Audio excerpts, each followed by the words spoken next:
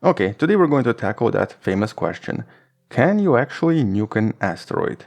As in, can it redirect an asteroid or destroy it completely without causing more damage somewhere else?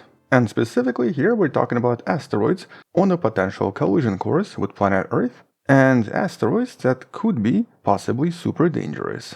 Objects NASA refers to as PHO, potentially hazardous object. Something that's at least a few hundred meters across and an asteroid whose orbit crosses the orbit of planet Earth. Now luckily, in the last few decades, a lot of different space agencies have conducted a super thorough search and have basically discovered no asteroid that fits any of these criteria and nothing that can potentially collide with Earth for at least a few hundred years. But obviously there are still some asteroids that have not been found, and at least 20% of potentially hazardous asteroids still exist as undiscovered objects. And so let's just say that hypothetically, we discover one of these objects, and it seems to have a relatively high chance of collision with planet Earth within the next few years. So the question is, what do we do then? And well, first of all, hello wonderful person, this is Anton. So today we basically are going to discuss some of the new studies and some of the new models that explore this idea a little bit further, discovering that, yeah, you actually can nuke asteroids, and it can be pretty effective for reasons that nobody expected. But I guess let's start with the obvious. So as we've learned in 2022, because of the NASA's DART mission that slammed a tiny probe into an asteroid, there is a really easy way to deflect an asteroid without using any weapons and without using any expensive missions. And that's mostly because many asteroids, especially the ones that are under 1 kilometer in size, are what's known as rubble asteroids.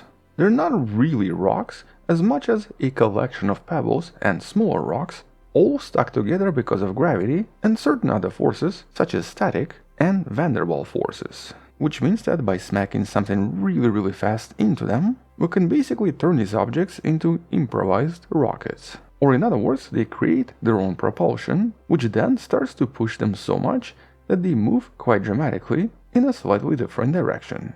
And so by using this technique, it becomes possible to redirect pretty much most of the potentially hazardous asteroids by using a simple collision with some kind of a medium-sized probe. Which of course means that maybe nukes are not necessary. And interestingly, approximately a year before that mission, we've actually discussed one of the previous studies that did simulate a potential nuclear weapon detonating close to an asteroid.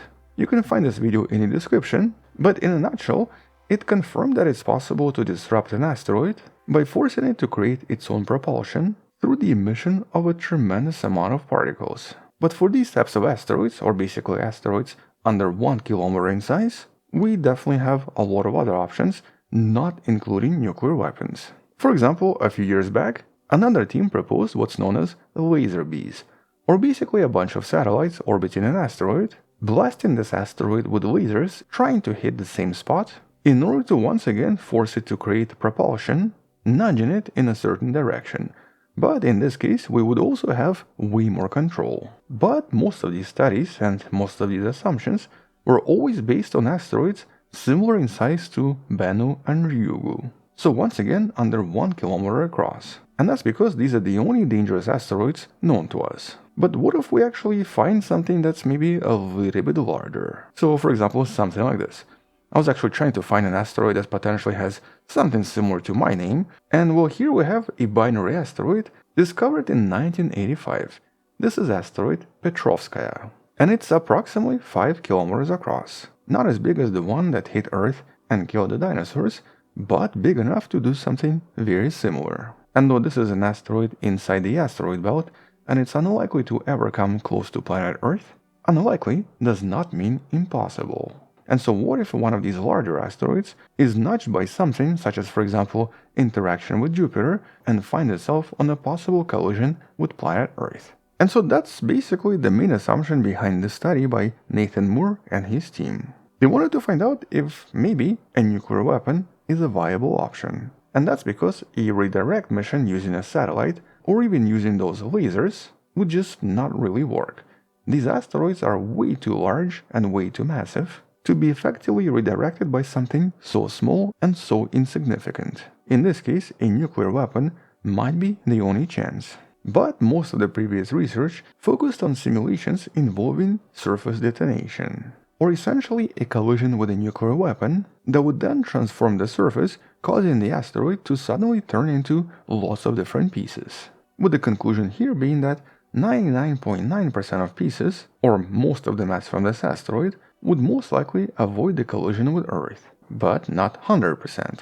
And so some chunks of this asteroid could maybe still be dangerous, or might even cause a much wider spread, eventually covering the entire planet. And so instead, a much better technique proposed here is to essentially detonate a nuke close to an asteroid, but not on it. And to prove their point, the researchers don't just model this, they actually create a miniature model and test everything in the lab. And this is why I actually wanted to talk about this. Here they do prove that it's possible to redirect an asteroid without actually causing any major damage or a lot of debris spread. And so here, by using a high-frequency electromagnetic wave generator, referred to as Z-pulsed power facility, the researchers behind this paper simulated a nuclear explosion by producing an enormous amount of X-rays, specifically 1.5 megajoules of X-rays inside a tank of argon gas. And so this very powerful argon implosion basically created a miniature nuclear explosion. But right next to it, they took a tiny grain of quartz fused with silica and held it aloft using metal foil. This was a model of a tiny asteroid experiencing X-ray radiation. In this case, the foil would vaporize really quickly, and during several milliseconds, these tiny grain pieces would actually be completely aloft. And turns out that all of this radiation, after about just 1 second, stripped so much material from the surface of these grains that it generated a shockwave, making them move at 70 meters per second, with the resulting transfer of momentum, causing these grains to move quite a lot. And so by using this radiation hydrodynamic model, scientists definitively show that powerful X-rays coming from a nuclear explosion can transfer enough momentum to anything made out of quartz and silica to nudge it in a direction away from the explosion. And so by crunching numbers when it comes to larger asteroids, they concluded that this technique would be very effective at moving anything that's several kilometers across. And that of course includes our friend Petrovska right here. And though a lot of previous research was basically just based on using shockwaves, or as I mentioned previously, detonations on the surface, here the entire focus was on X-rays, because the scientists in this case discovered that the effect from X-rays would most likely be way more dramatic than anything else, at least when it comes to changing the trajectory. But naturally there is still maybe at least one problem. This only applies to asteroids made out of quartz and silica, and that's of course just a little bit too limiting. Mostly because asteroids come in different shapes, different sizes, and do contain a lot of different stuff. And so in order for this technique to be effective, it's quite likely that we would probably have to first launch some kind of a probe in order to find out what the surface of this asteroid is made out of. And so for example, if this is an asteroid made out of metal, like Psyche, this technique might not be as effective, but still possibly effective enough to nudge an asteroid by at least a little bit. And most importantly, because this would be away from the asteroid, it would unlikely cause the asteroid to fragment and would mostly just cause vaporization and ablation, creating a natural thrust, very similar to what was observed during the DART mission. But there's obviously one problem. The problem being the Outer Space Treaty.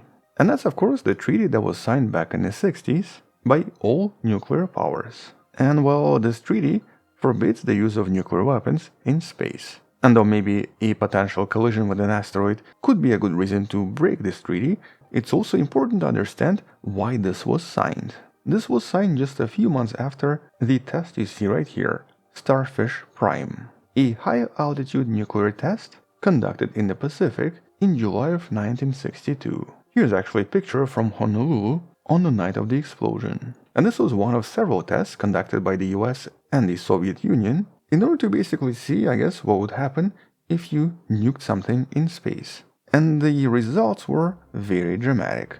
First of all, a super powerful electromagnetic pulse that produced a lot of electrical damage in Hawaii and a lot of other places, and a tremendous damage to anything containing electronics, even resulting in the failure of the telephone network. All of this was followed by a powerful aurora, which was basically caused by a release of a huge amount of electrons into the Earth's magnetosphere, which either fell back to Earth following the magnetic lines, or ended up trapped in the radiation belts or the Van Allen belts for several years. And this was very unexpected. It actually caused the damage and the destruction of several satellites because of the tremendous amount of radiation that was now in orbit over Earth, with the most famous one being Telstar 1, the first commercial relay communication satellite whose electronics failed completely due to radiation damage.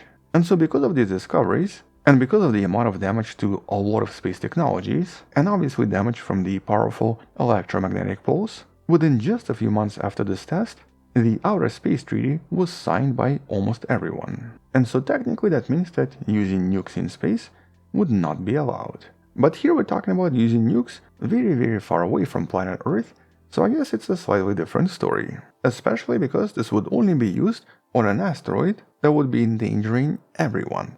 Not just a single place, not just a single country. But in the end, at least for now, all we can really do is conduct modeling and experiments right here on planet Earth in order to see if it's even feasible or possible. Now chances are we'll probably never have to use nukes in space at all, because right now all of the large rocks have been accounted for and the chance of a collision with a large rock is almost zero. But knowing exactly what happens to these asteroids if we do use nukes on them is basically what this research is all about. And so until future exciting studies, or until someone else comes up with something else even more intriguing, or even until a future mission from NASA or some other agency that tries to redirect an asteroid once again, that's pretty much all I wanted to mention. Check out videos on the DART mission and similar videos in the description below.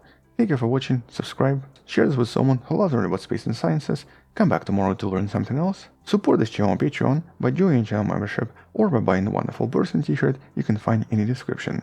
Stay wonderful, I'll see you tomorrow, and as always, bye bye.